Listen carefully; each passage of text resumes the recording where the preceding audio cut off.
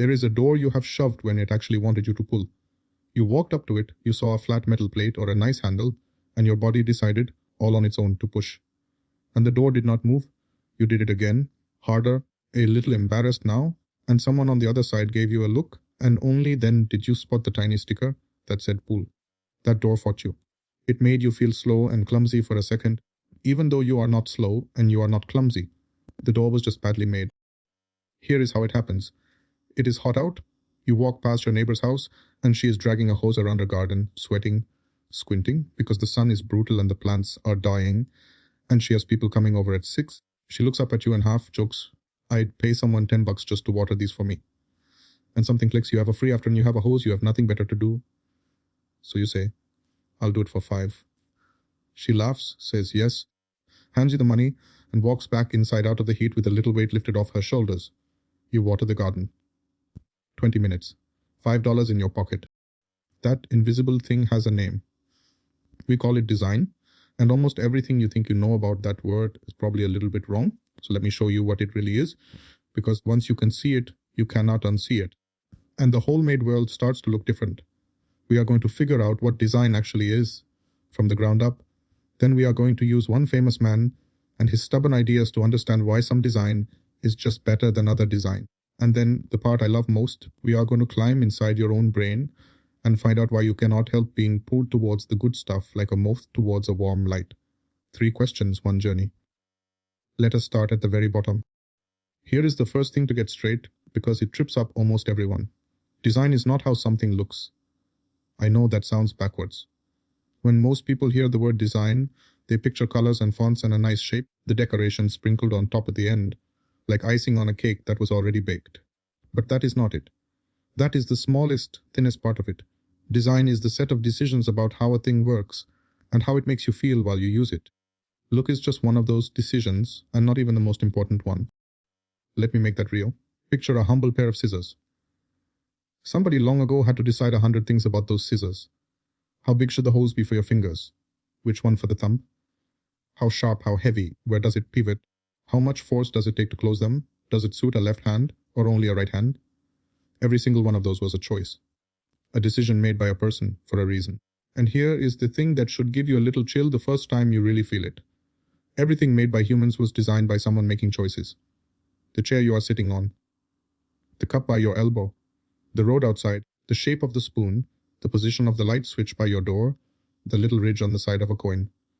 None of it fell out of the sky finished. Every one of them is a frozen pile of decisions made by people you will never meet, who were trying, well or badly, to solve a problem for a human being just like you. And that word, problem, is the heart of it. Design is solving a human problem. The scissors solve the problem of cutting things your hands cannot tear.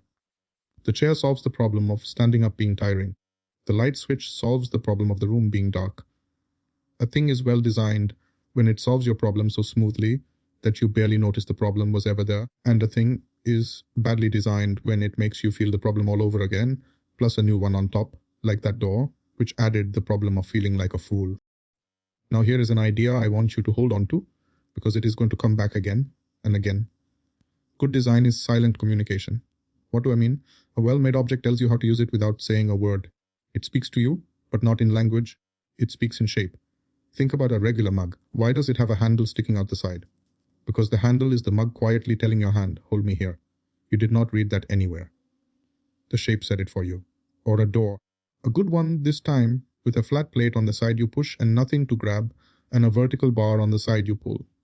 You walk up and your body just knows, because the door is talking to your hands in a language older than words. Designers have a lovely little name for this kind of silent talking. They call it an affordance. Do not let the fancy word scare you. It is a simple idea wearing a heavy coat. An affordance is just a hint built into the shape of a thing that tells your body what you can do with it. A handle affords pulling. A flat plate affords pushing. A button that sticks up a little affords pressing. A round knob affords turning. The whole point is that a good affordance works before you think, faster than thought, straight through your eyes and your hands. When the affordance is right, you feel clever. When it is wrong, like the push me, pull me door, you feel stupid. And it was never your fault. It was the design line to your hands.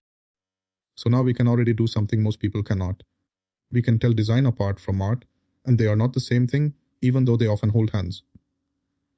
Here is the cleanest way I know to feel the difference.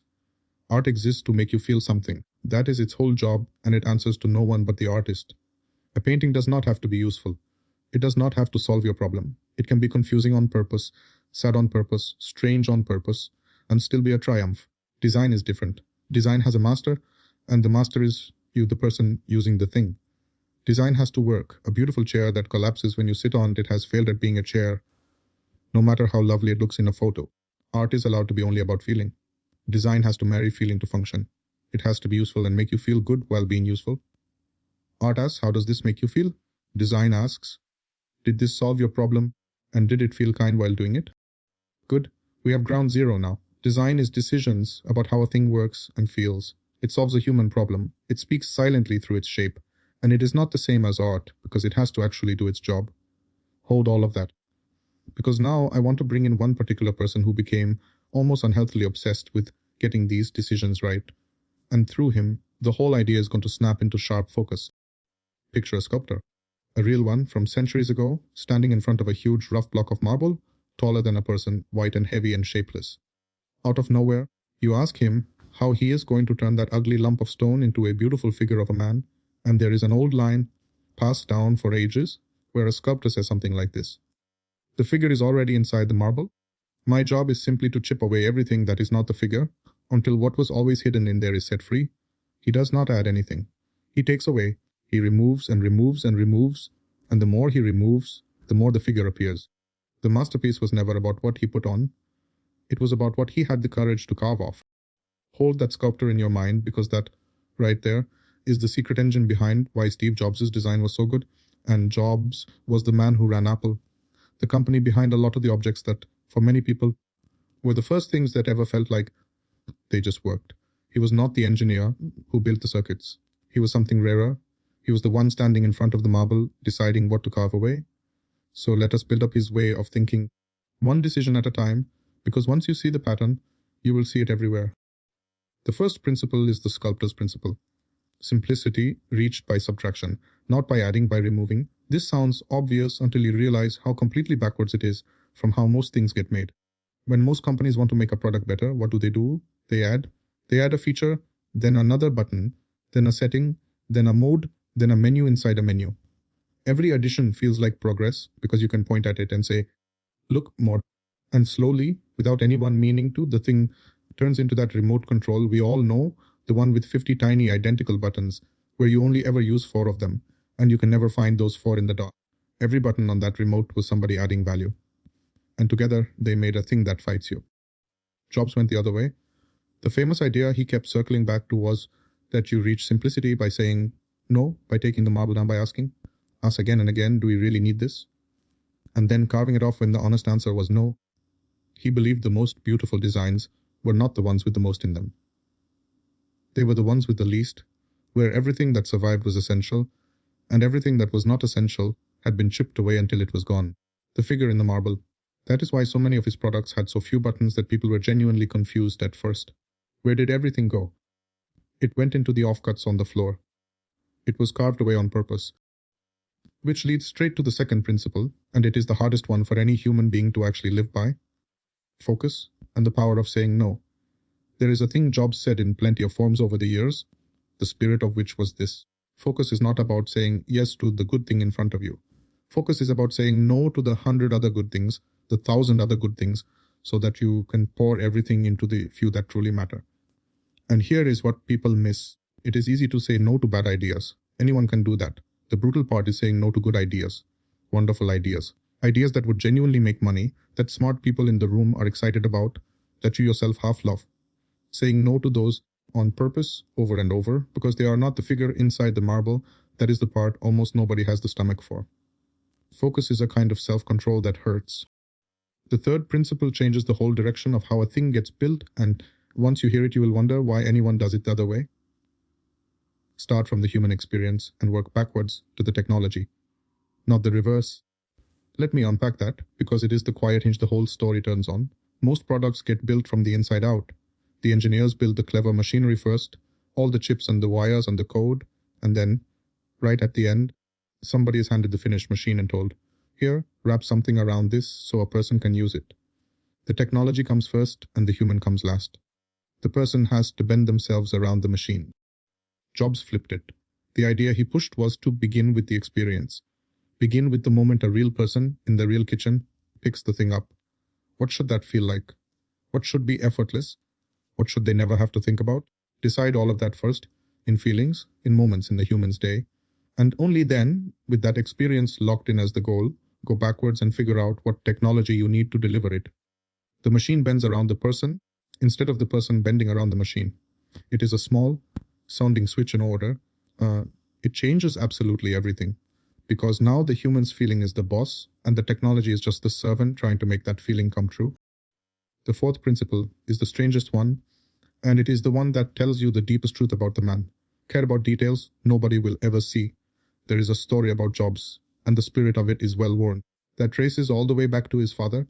His dad worked with his hands on cars and on cabinets and the like, and he taught his son something that sounds almost foolish at first.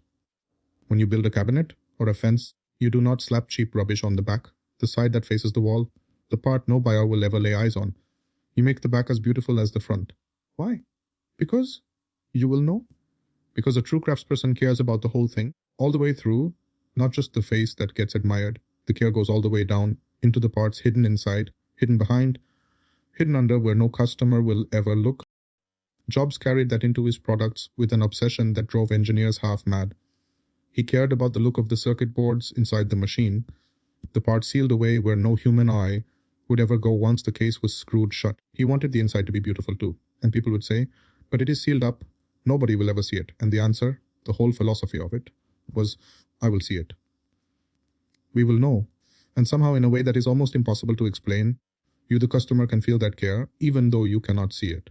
A thing made by someone who cared about the hidden back of the cabinet just feels different in your hands than a thing thrown together to be only skin deep. We will come back to why you can feel that, because that is one of the most beautiful facts about being human, and it is coming up. And the fifth principle is the one everyone wants and almost nobody delivers. Make it just work, two small words. End-to-end craftsmanship, where one company sweats over the whole experience, the way the bits join together, so that the seams disappear and the person never has to think about how any of it fits. You turn the thing on and it works. You connect two things, and they recognize each other. You do not read a manual, you do not change a setting, you do not solve a puzzle that the maker should have solved for you. It just works. That phrase became a kind of promise. And under that tiny, calm phrase sits a mountain of effort, which is exactly where this story is about to take a sharp and surprising turn. Because here is the strange part, the twist that flips everything you would naturally assume. You would think simplicity is the cheap option, the easy one, the lazy one even.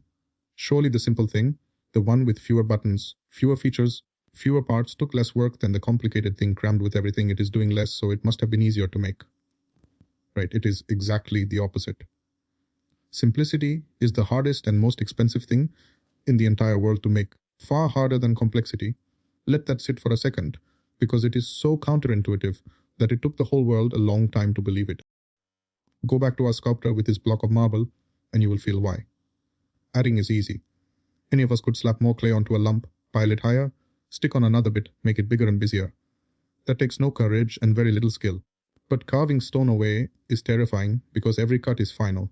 Once you have chipped a piece off, it is gone forever, and if you carve away the wrong piece, you have ruined the whole block. To subtract well, you have to understand the figure inside the marble so completely, so deeply, that you know with total certainty which pieces are not the figure. You have to understand the thing better than anyone to know what can safely disappear. Subtraction demands more knowledge than addition, not less. That is why it is so rare. It is the same with a product. To pile on 50 features is easy, because you never have to make the hard choice. You just keep everyone happy and say yes to everything and shove it all in the box. But to ship a thing with only the 4 features that truly matter, you have to understand the human so deeply that, with painful certainty, which 46 things to leave out. You have to win 100 arguments. You have to disappoint 100 clever people who each wanted their feature in. Saying no 1,000 times is brutally hard work. Saying yes is the lazy path. So the simple object in your hand, the calm one with the clean face and the 4 buttons, is not the cheap one. It is the expensive one. It is the one that cost the most thought, the most fights, the most discipline, the most things bravely thrown away. Do you feel how that loops back on itself? Each part feeds the next, and the last part feeds the first, so the wheel pushes itself. That's a flywheel. The customer sits right at the center of it, in that empty chair, and every turn of the wheel is really just a way of serving them a little better, a little cheaper, with a little more choice. And because every turn makes the next turn easier, the thing speeds up on its own. But now we hit the truth that makes people's jaws drop. The real twist of this whole story, and it's about money. Here is the strange part. For years and years, this company barely made any profit. Sometimes it lost money, huge amounts, and it did this on purpose. When the business made a bit of spare cash, instead of putting it in the owner's pockets, Bezos took almost all of it and threw it straight back into the wheel. Lower prices, bigger warehouses, faster delivery, new ideas, again and again. Now stop and feel how odd that is. Most people think the point of a business is to make money for its owners as fast as possible. That's the obvious goal, right? You make a profit, you take the profit. But Bezos refused to play that game. He told the people who put money in, right at the start, in plain words, don't expect quick profits. We are going to spend everything on getting better for the customer for a very long time. We are playing the long game. So there they are, laid out plank by plank. A real river, a clear offer, a crowd who can pay, a road that brings them to you, the daily work of letting them cross, and a toll set higher than your cost. Lay those 7 planks down in the right order, and you have not just done a favor. You have built a bridge. You have built a business. But now I have to tell you the twist, because everything I just said is true, and it is still not enough to keep you alive. And this is the part that even clever, hardworking people get blindsided by again and again. So slow down with me here, because this might be the single most important thing in the whole episode. You can do everything right. You can solve a real problem, charge more than it costs, make a genuine profit on every job, and your business can still die, stone dead. And the thing that kills it is not a lack of profit. It is a lack of cash. And those two are not the same, and the gap between them has buried more good businesses than bad ideas ever did. Let me make it real, because this sounds impossible until you see it. Imagine your little gardening round grows. Word spreads down the street. Suddenly a big property up the road. A school, say, wants you to do their whole grounds. Huge job. They will pay you $800. Wonderful. Real problem, fat tall, lovely profit. But to do the job, you need to buy proper equipment and bags of mulch and fuel up front. Let us say $300 today before you start. And the school, being a big organization, says they will pay you in 60 days. After the work is done. After the paperwork clears. So look at what just happened. On paper, you are winning. You are about to make hundreds in profit. Profit says you are healthy. But right now, today, you need $300 you do not have to start a job that will not pay you for 2 whole months. And if you cannot find that $300 today, you cannot start. And if you cannot start, the deal collapses. And the profit that looks so beautiful on paper evaporates. And worse, if you had already spent your last coins getting ready, you are now broke, holding a winning contract you cannot afford to fulfill. That is the twist that kills people. Profit is a story about the past. It tells you whether a finished job was worth doing. Cash is the air you are breathing right now. Cash flow is just the timing of money moving in and out of your hands, when it actually arrives and when it actually leaves. And here is the brutal rule that no spreadsheet softens. Money in your hand today is alive. Money owed to you in 60 days, no matter how certain, cannot pay today's bill. You can be profitable and still suffocate, because the profit is arriving next month and the rent is due this morning. So let me give you the line to carry for the rest of your life. Profit is the goal. Cash is the oxygen. You can survive a long time without much profit. You cannot survive 5 minutes without oxygen. A business that runs out of cash is over, even if every job it ever did was a winner. This is why old, wise business people are almost boring about money in the bank. They are not being stingy. They are guarding the oxygen, because they have felt, at least once, what it is like to win on paper and choke in real life. 2 more quick distinctions while we are down here in the engine room, because they untangle a lot of confusion. Now multiply Maya by millions. Millions of programmers over nearly 20 years, each writing their life's work in this one language, each adding their own gear to the clock. Universities teaching it. Companies hiring for it. Libraries, those are ready, made bundles of code that others built and shared, piling up by the thousand, all of them speaking Kude, all of them free to use, all of them meshing only with NVIDIA's chips. Every one of those is another gear, cut to fit, locked into the machine. Do you feel the moat forming? It isn't a wall made of chips. It's a wall made of habit. It's a wall made of every hour every programmer ever spent learning the NVIDIA way. A rival can copy the chip, Chips can be copied, it's just metal and cleverness. But a rival cannot copy 20 years of the entire world's scientists and programmers, having already learned your language and built their lives on top of it. You cannot buy that. You cannot rush that. You can only grow it slowly, one taught student and one written program at a time.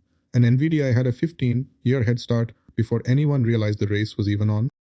Now, you might be wondering, does that mean every business has to grow huge? No. And this is the difference between a small business and a startup, and people mix them up constantly. A small business is a solid bridge over a steady river, run well, that pays you a good living year after year.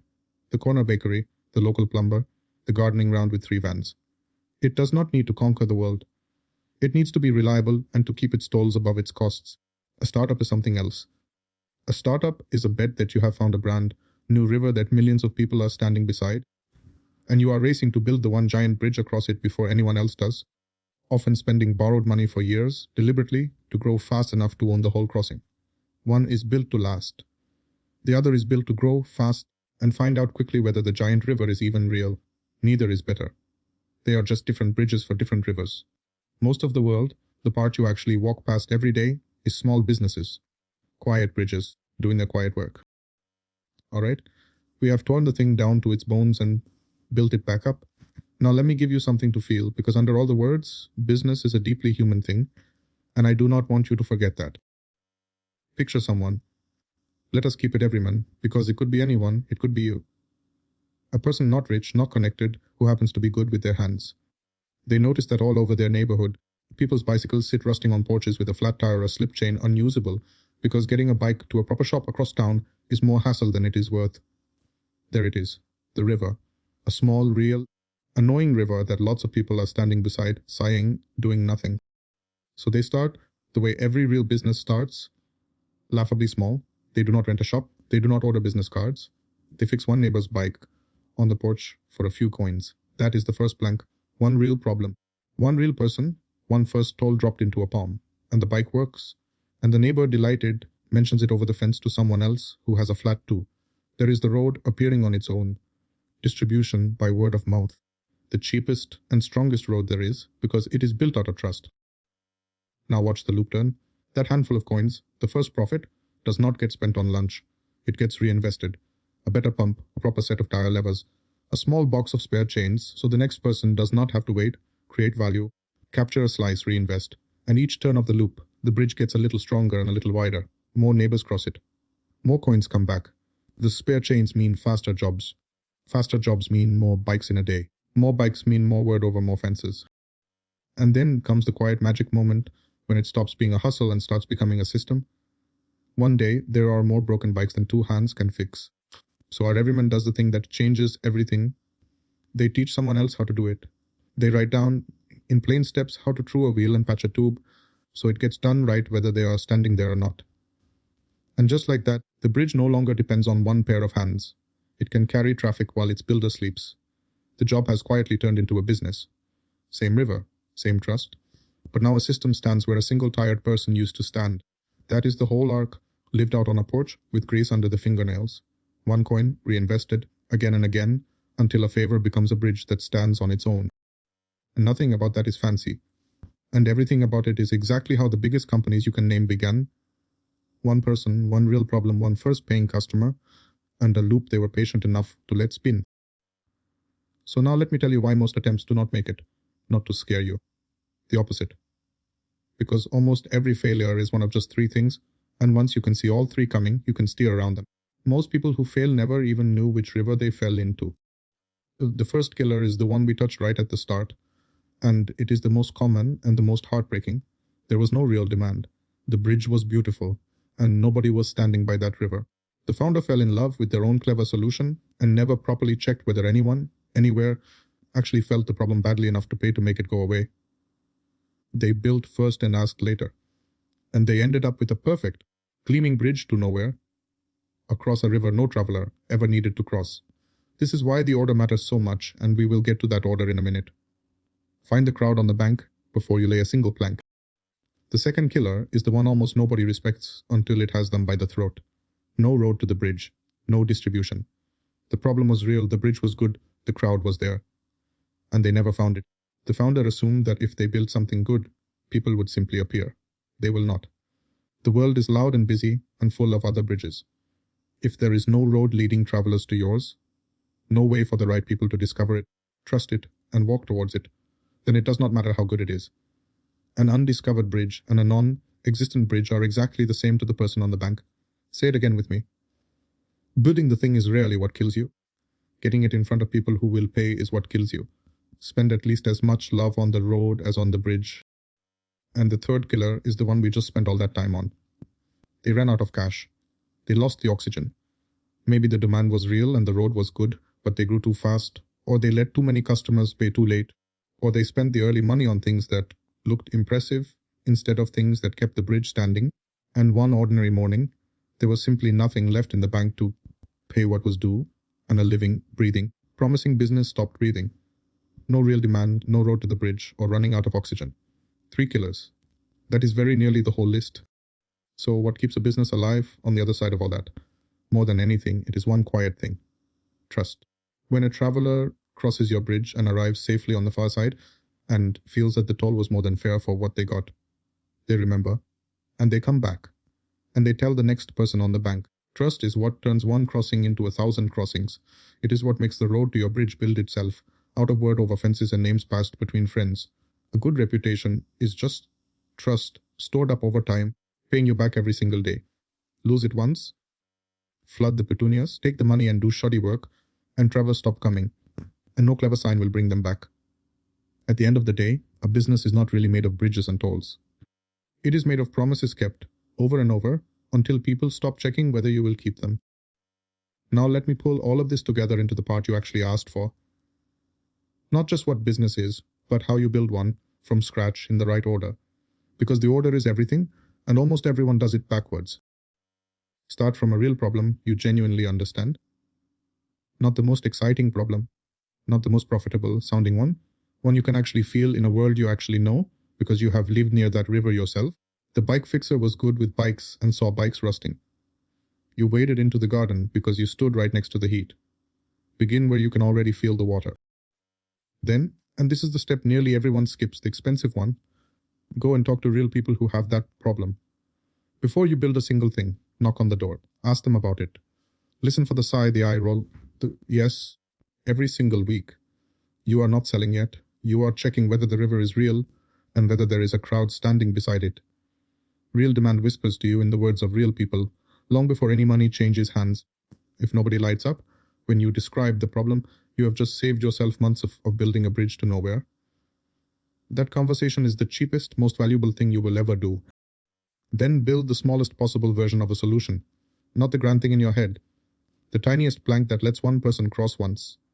The everyman did not open a bike shop. He fixed one bike on a porch. You did not start a gardening company. You watered one garden. Small is not a compromise. Small is the whole strategy, because small is how you find out if you are right before it costs you everything.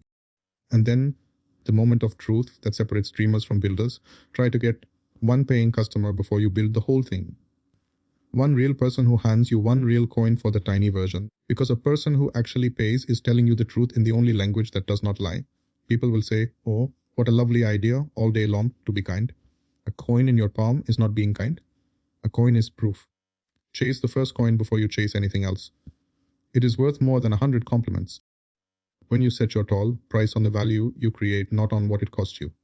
This is subtle and it matters enormously. The amateur looks at their own costs and adds a little on top. The builder looks at how much better off the customer is on the far side of the bridge and prices against that.